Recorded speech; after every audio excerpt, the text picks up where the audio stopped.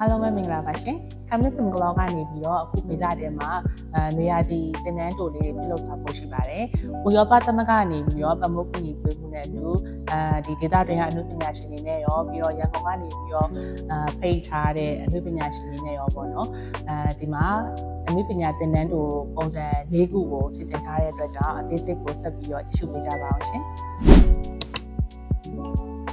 Workshop number 1 Creative and Expression Workshop ဒီ Creative Expression Workshop ကို Artist School လို့ခေါ်တဲ့အဖွဲ့အစည်းကဦးဆောင်ကျင်းပပေးတာဖြစ်ပြီးတော့မှမေလ4ရက်နေ့နဲ့5ရက်နေ့မှာစတင်ပြုလုပ်ပေးသွားမှာဖြစ်ပါတယ်။အသက်ရှင်နေတဲ့အထက်မိသူမျိုးပါဝင်ခွင့်ရှိပြီးတော့လူဦးရေကတော့အကန့်အသတ်လေးရှိပါတယ်ရှင်။ Workshop 2ကတော့ Public Community App ဖြစ်ပါတယ်။ဒေတာခံအမှုပညာရှင်9ဦးကနေပြီးတော့မှလူငယ်တွေနဲ့အတူ installation တစ်ခုဖန်တီးသွားမှာဖြစ်ပါတယ်။မေလ9ရက်နေ့ကနေပြီးတော့မှ29ရက်နေ့အထိအသက်10နှစ်ကနေပြီးတော့မှမိသူမဆိုပါဝင်လို့ရပါတယ်။ Workshop 3 Flamingo Dance Workshop Flamingo Dance ဆိုတာစပိန်ရိုးရအကတစ်မျိုးဖြစ်ပြီးတော့မှဒီ workshop လေးကို Director and Choreographer Paola ကဦးဆောင်ကျင်းပပေးသွားမှာဖြစ်ပါတယ်ရှင်။မေလ18ရက်နေ့ကနေ22ရက်နေ့ထိပြုလုပ်ပေးသွားမှာဖြစ်ပြီးတော့မှအသက်10နှစ်နဲ့အထက်မိသူမဆိုပါဝင်ခွင့်ရှိမှာဖြစ်ပါတယ်ရှင်။ဒီ workshop လေးကလည်းလူဦးရေအကန့်အသတ်ရှိပါတယ်ရှင်။ Workshop for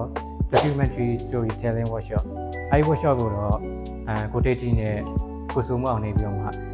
လာရောက်တင်ပြပေးသွားမှာဖြစ်ပါတယ်။ကလောမျိုးရဲ့နေ့စဉ်လှရှာမှုမြင်ကွင်းတွေကို short documentary အနေနဲ့ဘယ်လိုဖန်တီးသွားမလဲဆိုတာကိုတင်ပြပေးသွားမှာဖြစ်ပါတယ်။မေလ18ရက်နေ့ကနေ29ရက်နေ့ထိတင်ပြပေးသွားမှာဖြစ်ပြီးတော့မှအသက်18နှစ်အထက်မိသူမဆိုတက်ရောက်နိုင်ပါတယ်။လူကြီး15ယောက်ထိကန်ထားတာဖြစ်တဲ့အတွက်ကြောင့်မလို့အခုပဲစာရင်းတင်လို့ရပါတယ်ကျမတို့ CFK Summer Studio ရဲ့ workshop ၄ခုလုံးကို TPP ဆိုတော့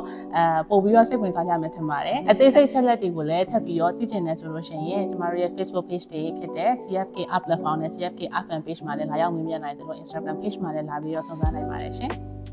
ဒီလိုမျိုးစိတ်ဝင်စားစရာကောင်းတဲ့ workshop လေးတွေကိုကျွန်တော်လူမျိုးကလေးတွေဒါမှက10နှစ်အထက်လူကြီးလူငယ်မရွေးဝင်ရောက်ပြီးတော့ပါဝင်နိုင်တာဖြစ်တဲ့အတွက်ဝင်ရောက်ပြီးပါဝင်ဖို့ဖိတ်ခေါ်အပ်ပါတယ်ခင်ဗျာ